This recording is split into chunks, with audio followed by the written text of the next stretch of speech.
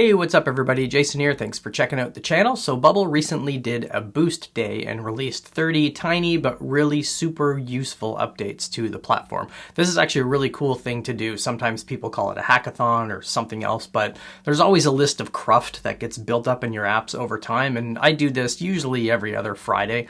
Just go through a list of all the nitpicky things that I've always wanted to fix, but time and attention always seems to float their way over to bigger features and stuff like that. But there's a list of 30. You can see the list in the link in the description below. But here's the 10 that I think are the most useful. All right, these are in no particular order, so this one is very useful for knowing which data element it is that you're actually looking at. So now when you hover over these, it changes the background color of the entire row.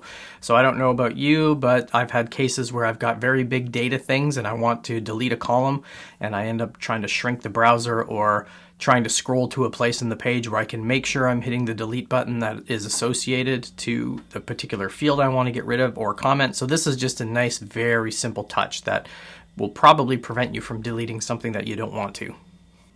Okay, the next one is copying and pasting elements. So previously, if I wanted to copy song name, it would paste it down at the bottom, but now it actually pastes it right after the element that you are copying it from. So if I'm going to copy this thumbs up, it's going to put it right under there, and that just makes it a lot quicker and respects your existing design when you're copying and pasting elements.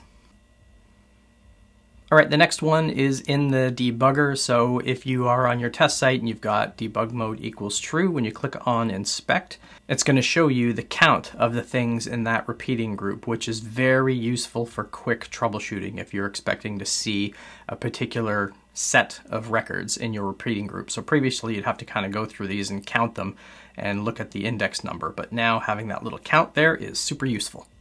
All right, another tiny one but super useful is the ability to resize the search field. So if you're using the app search tool to find fields, elements, APIs, places in your app that are using certain things, and you can now expand this, which just makes it a little easier to see when you've got a gigantic site like mine. I've got tons and tons of pages, reusable elements, and data things, and having a little bit of extra screen real estate here in the search results is pretty handy.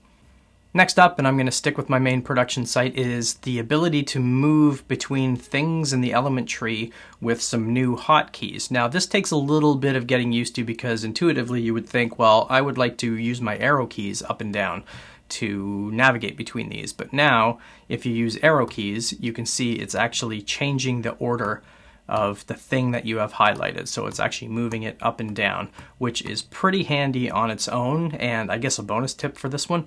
But if you want to navigate between these, you're using the tab key. So you can tab between the things that you want and then hit shift tab to go back. So it's very easy to go in and navigate between things that you want, especially if you're going to go in here and change some custom properties on something like add row gaps. If I was going to do a design change and I wanted to change my row gap, it'd be a lot easier just to pick this, edit, tab to the next, edit, tab to the next. So that's super useful.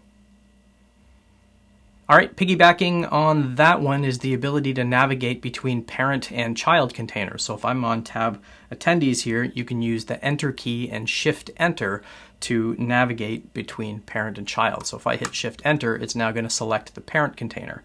If I hit shift enter again, it's going to highlight the other parent container there. So now if I just hit enter, it's going to go in the reverse order. So it's going to go back to group content and then into there. If I hit enter again, it automatically opens that element so I can toggle between those two, and it automatically expands those things, which is very cool. So if you've got a big site, I use a lot of tabs on my site and I'm always flipping back and forth when I'm updating and changing things.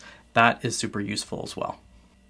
All right, another simple but super useful one is the element inspector and the main properties window stay linked. So if you're dragging these things around, they drag together, which is useful when you want to try to create a custom view on your screen. So you can have your properties here, your element inspector here, and then your whatever elements you're clicking on here. So they stay linked and keeps your workspace a little bit cleaner. Okay, next up is adding elements. So if I add a text element, it automatically selects fit width to content, which is nice because I don't have to go in there and update that for every single element, which is useful when you're creating responsive designs. And they've also shrunk the default width of a few elements. So the groups is now set to 140, which is pretty handy. And repeating groups, when you add those on the page, they're also set to 140. I think these were bigger than what you would set as a breakpoint for responsive pages previously. It was like 474 or some weird number.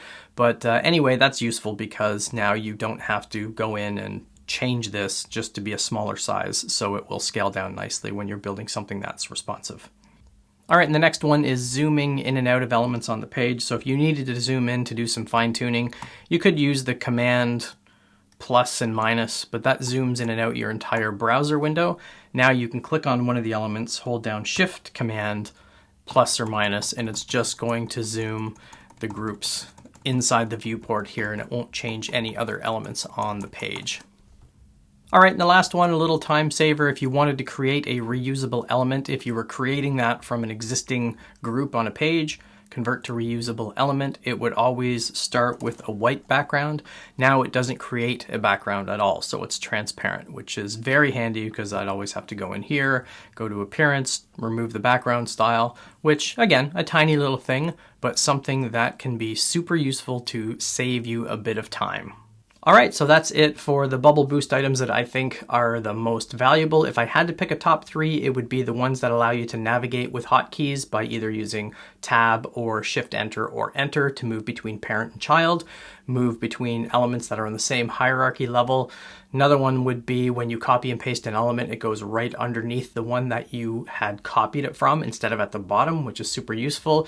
And then I guess the third would be having the counts in the debugger. So there's a lot of times when I want a specific number or a specific set of data to show up, and it's nice not to have to scroll through and count that. You can see the count in there. So hope you found this valuable, and remember the full list is in the description below if you want to check it out. Thanks for watching.